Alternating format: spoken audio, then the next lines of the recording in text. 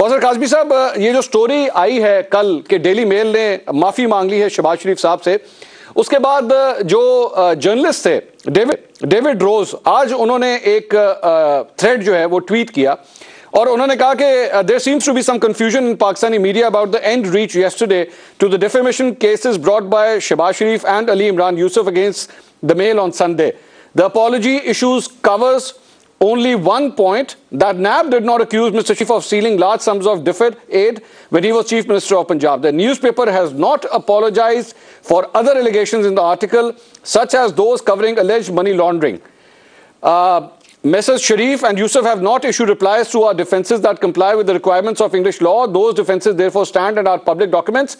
The newspaper has not paid Mr. Sharif or Mr. Yusuf either damages or cost, and it has not waived the cost orders made against them by Justice Nicklin last month. Mr. Sharif and Mr. Yusuf have settled their claims. The case is therefore over. The newspaper has removed the article from the internet.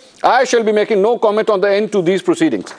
میرا کوثر صاحب آپ سے سوال یہ ہے کہ یہ پلی لی جا رہی ہے پاکستان تحریک انصاف کی جانب سے کہ جناب وہ صرف ایک چیز کے اوپر معافی مانگی ہے، باقی چیزیں ویسی کی ویسی سٹینڈ کرتی ہیں. کیا تفصیلات ہیں، یہ کیا معاملہ ہے، ذرا اس کو کلیئر کیجئے گا پلیز. منصور، جو آرٹیکل تھا ڈیوڈ روز کا ڈیلی میل میں، اس میں ما سوائے زلزلہ زدگان کے جو پیسوں کی خود برد تھی، ککس بیک، کمیشن تھے، اس کے علاوہ اس میں سرے سے تھا ہی کچھ نہیں. اسی پہ ڈیلی میل نے نہ صرف معافی مانگی ہے بلکہ تمام جو ان کی ویب سائٹس ہیں انکلوڈنگ گوگل، وہاں سے ان کو ہٹانا پڑا اس آرٹیکل کو جو ڈیوڈ روز کا تھا.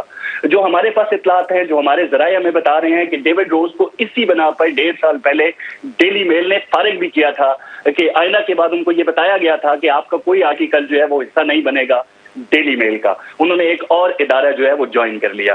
لیکن اس حوالے سے یہ جو کہا جا رہا ہے کہ منی لانڈرنگ یا دیگر جو الزامات تھے ان کے حوالے سے انہوں نے جواب نہیں دیا برطانوی عدل و انصاف میں، تو یہ میں بالکل واضح طور پہ آپ کو بتانا چاہتا ہوں کہ جو ڈیوڈ روز کا آرٹیکل تھا اس میں صرف وہ امداد تھی جو زلزلہ زدگان کو دی گئی، اور اس میں خود بدھ کا الزام تھا میاں شہباز شریف پہ.